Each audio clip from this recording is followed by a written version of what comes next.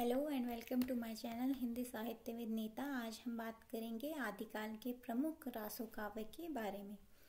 तो चलिए स्टार्ट करते हैं। सबसे पहले आता है खुमान रासो। आचार्य पंडित रामचंद्र शुक्ल ने इसको 9वीं शताब्दी की रचना माना है, क्योंकि इसमें 9वीं सदी के चित्तौड़ नरेश खुमान के युद्धों का चित्रण है। राजस्थान के वृत्त संग्राहकों ने इसको 17वीं शताब्दी की रचना माना है, क्योंकि इसमें 17वीं शताब्दी के चित्तौड़ नरेश राज सिंह तक के राजाओं का वर्णन मिलता है और इसी आधार पर भी इसको आदिकाल की रचना नहीं मानना चाहते। इस संबंध में डॉक्टर नगेंद्र का विचार ध्यातत्व है कि वास्तविकता यह है कि इस काव्य का मूल रूप 9वीं शताब्दी में ही लिखा गया था।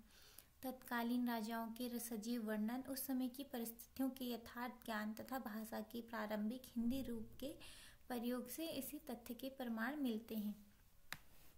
एग्जाम्पल देखेंगे, इसका एक उदाहरण देखेंगे। प्यू चित्तौड़ न आव्यू सावन सहीली तीज, जोवे बाट विरहणी खिण खिण अणवे की। इसके बाद आता है बिसलदेव रासो। इस ग्रंथ की रचना नरपति नाल्हा नामधारी कवि ने 1155 ईस्वी में की, जैसा कि निम्नलिखित उदाहरण से स्पष्ट होता है। उदाहरण देखेंगे। 1272 मझारी जेठ बदी नवमी बुधवारी, नाल्हा रामायण आरंभई शारदा टूटी ब्रह्म कुमारी। इस कथन की पुष्टि बिसलदेव की संख्या 1210 से संख्या 1220 तक उपलब्ध होने वाले शिलालेखों से भी होती है। कुछ वृत्त संग्रहकर्ताओं ने इस ग्रंथ को आदिकाल की रचना नहीं माना। बिसलदेव रासो हिंदी के आदिकाल की एक श्रेष्ठ काव्य कृति है। इसमें भोजप्रमा की पुत्री राजमती और अजमेर के चौहान राजा बिसलदेव तृतीय के विवाह वियोग एवं पुनर्मिलन की कथा सरस शैली में प्रस्तुत की गई है। इस ग्रंथ की भावभूमि प्रेम की निश्चल अभिव्यक्ति से सरस है। कवि ने प्रकृति के रमणीय चित्रों से भी भाव चित्रण को सौंदर्य दिया है। यद्यपि कहीं कहीं पर चित्रण अत्यंत नीरस और भौड़ा हो गया है, किंतु इन त्रुटियों के होते हुए भी बिसलदेव रासो अपनी गहनता, संक्षिप्तता और सरस चित्रण के फलस्वरूप पाठकों को प्रभावित करता रहेगा। इसके बाद आता है हमीर रासो। सारडंगरधर रचित हमीर रासो नामक ग्रंथ की सूचना प्राकृतिक पैकसार नामक ग्रंथ से मिले कुछ छंदों के आधार पर हुई है। इन्हीं छंदों के आधार पर आचार्य शुक्ल ने इसके अस्तित्व की कल्पना की है। डॉक्टर हजारी प्रसाद द्विवेदी का कथन है कि हमीर शब्द अमीर का विकृत रूप है, जो किसी पात्र का नाम होकर एक विशेषण के रूप में प्रयुक्त होता रहा है। अतः सारडंगरधर कृत इस हमीर रासो का अस्तित्व संकट में पड़ा हुआ है। अभी तक इसकी कोई प्रति उपलब्ध नहीं है। इसके बाद आता है परमल रासो। इस ग्रंथ का रचयिता जगनीक नामक कवि माना जाता है, जो महोबा के राजा परमदिदेव का आश्रित था। उसने इस काव्य में आल्हा और उदल नामक 2 वीर सरदारों की वीरतापूर्ण लड़ाइयों का वर्णन किया है।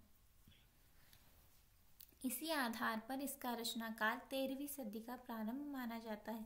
डॉक्टर हजारी प्रसाद द्विवेदी इस ग्रंथ के संबंध में लिखते हैं, निसंदेह इस नए रूप में बहुत सी नई बातें आ गई हैं और जगनीक की मूल काव्य का क्या रूप था यह कहना कठिन हो गया है। अनुमानतः इस संग्रह का वीरत्वपूर्ण स्वर तो सुरक्षित है, लेकिन भाषा और कथानकों में बहुत अधिक परिवर्तन हो गया है। इसलिए चंद्रबरदाई के पृथ्वीराज रासो की तरह इस ग्रंथ को भी अर्ध प्रमाणिक कह सकते हैं। इस काव्य में वीर भावना का जितना पौढ़ रूप मिलता है, उतना अन्यत्र दुर्लभ है। आज भी जब इसे गायक संगीत के साथ गाते हैं, तब दुर्लभों में भी चलने की स्फूर्ति आ जाती है। युद्धों के अत्यंत प्रभावशाली वर्णनों की इस काव्य में भरमार है। गहनता का गुण इस काव्य को विकासशील लोक गाथा काव्य की श्रेणी में ले जाता है। छंद विधान की दृष्टि से इस काल की एक विशेष शैली है, जिसे आल्हा शैली कहना अधिक उचित है। इसकी वर्णन शक्ति और प्रभाव पादकता को समझने में निम्नलिखित पंक्तियां सहायक हो सकती हैं। इसका एक उदाहरण देखेंगे। 12 बरिस लो कृबूर जीवे अरु तेरलो जिए सियार बरस 18 छत्रे जीवे आगे जीवन को धिक्कार। ये इसका उदाहरण है। फिर आता है पृथ्वीराज रासो। इस काव्य के रचयिता चंद्रबरदाई हैं, जो रासो में वर्णित काव्य के आधार पर पृथ्वीराज के सभासद, सखा और मंत्री थे और पृथ्वीराज के साथ ही मारे गए थे। पृथ्वीराज रासो हिंदी का प्रथम श्रेष्ठ महाकाव्य है, जिसमें संस्कृत से लेकर अपभ्रंश तक स्वीकृत और प्रचलित महाकाव्य संबंधी लक्षणों और काव्य रूढ़ियों का समावेश हुआ है। पूरा ग्रंथ 69 सर्गों में विभक्त है। काव्य के प्रारंभ में मंगलाचरण, वस्तु निर्देश, सज्जन प्रशंसा, दुर्जन निंदा तथा ग्रंथ का महत्व निरूपण आदि मिलता है। तो ये थे आदिकाल के प्रमुख रासो काव्य।